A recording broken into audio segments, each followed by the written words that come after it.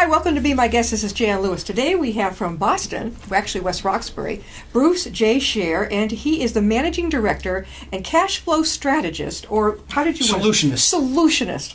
Welcome, Bruce. Thank you, Jan. He had no problem finding us. In fact, if I believe so, it's your third anniversary of doing the show, so congratulations. Thank you very much. Yeah, we've come a long way. We came into our new studio over the winter, and it's been much better for everybody concerned.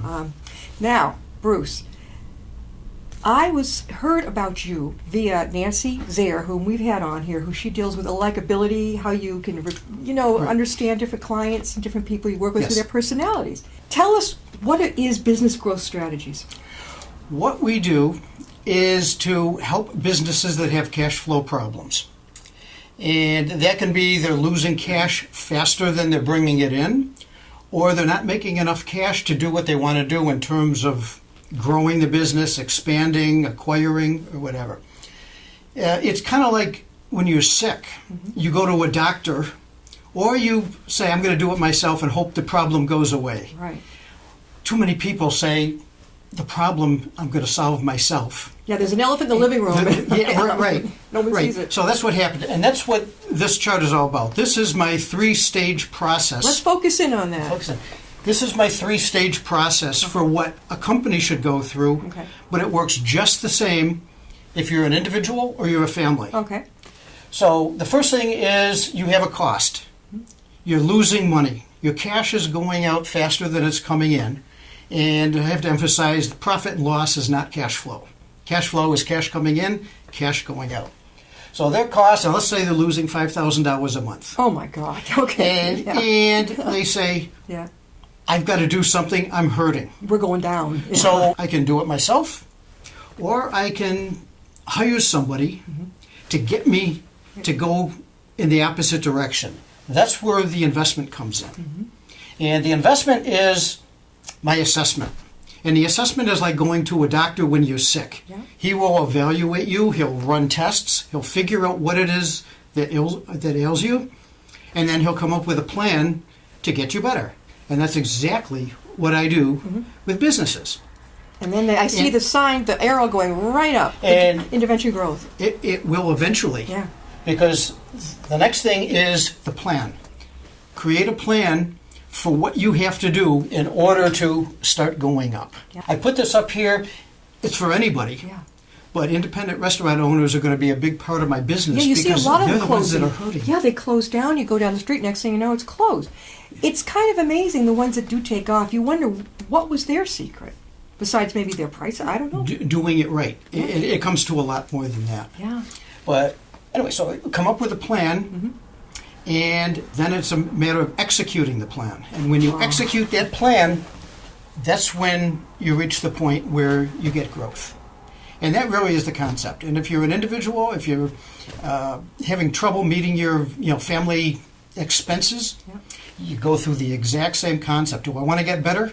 If I want to get better, who do I have to see in order to help me? Right. And like a doctor that has specialists, I have my own very large network of specialists. And you're a solutionist. So solutionist. I call myself a solutionist because I come up with the solutions for them. They still have to execute it.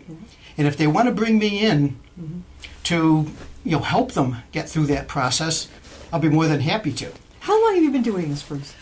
Scher Business Growth Strategies was actually created originally in March of 1993. Oh my, wow.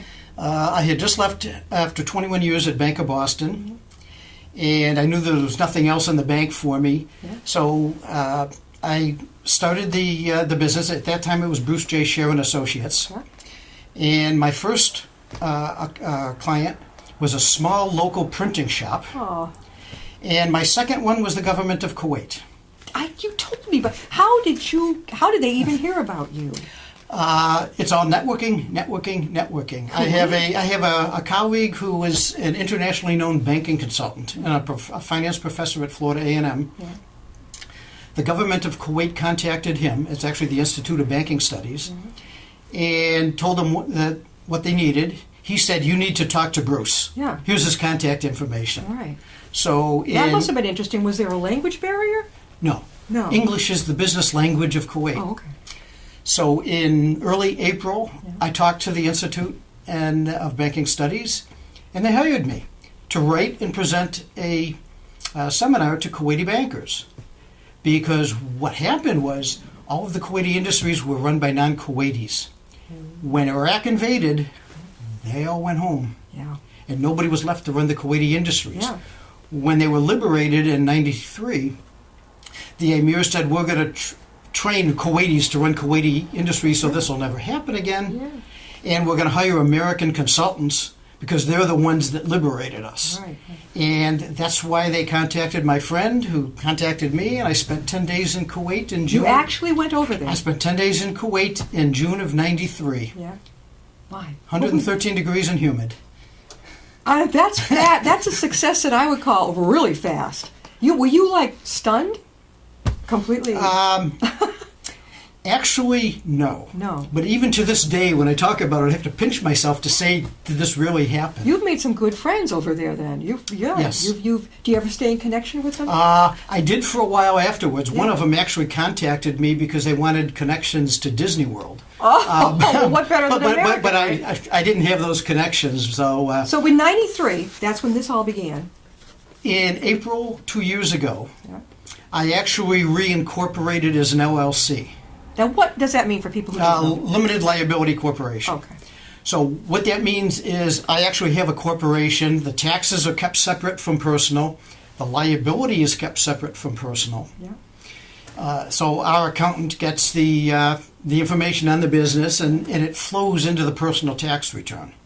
How many people do you have? Are you the main? The company is actually my wife and myself. All right. Because my wife is a retired school psychologist, Yeah. and she sells jewelry. Neat jewelry that's inexpensive. Does she make it? No. Okay. Well, a few of the items Yeah. she does, Yeah. but so this is her passion, Yeah. and so she and I are, Together. equal owners of the business. Most of it is obviously my side of it. I am seeing this a lot. Now, let me guess. You're a baby boomer. Yes. Yeah, because as you can't tell you how many of us have been sitting in that chair. It's a big group. I mean, the older ones, and then you've got the middle, and then the younger ones. But there's a lot of transformation going on. They're sick of this type of thing now. For the next 50 years, I'm going to do this. Did you feel that way too? I always had the entrepreneurial passion Yeah. in me. Even when I was at Bank of Boston, I considered myself an entrepreneur. Was it in your family? Any parent? No, it was No, not my mine. father was a doctor. Okay. My mother, went to college, but she basically was The homemaker. the homemaker. Yeah. And for a while, my father's assistant and Yeah. secretary and whatever, because his office was in our house. Yeah. So This that's was just you. Were you the only sibling that went off in his own like this? my brother's a doctor.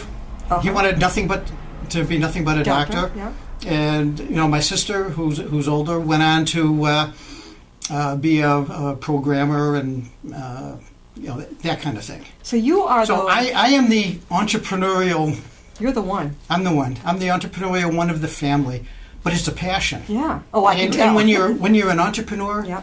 and I say this at the seminars I teach, you know it here and you know it here. And you have, I know I'm an entrepreneur, there's an inner motor. That, I could be, some people who say, why don't you take a break? Why don't you just go do this or that?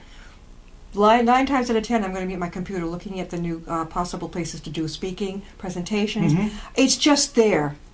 Yes. Motivate. And most of my friends have, I would say, nothing is close to that, and it's hard for them seriously to understand how to relate to that.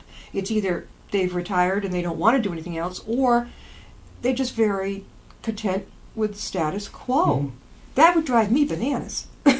It would drive you bananas. It would drive me bananas, but somebody else, that's what they need. Yeah. And as long as you're following your passion and who you are, you're going to be fine.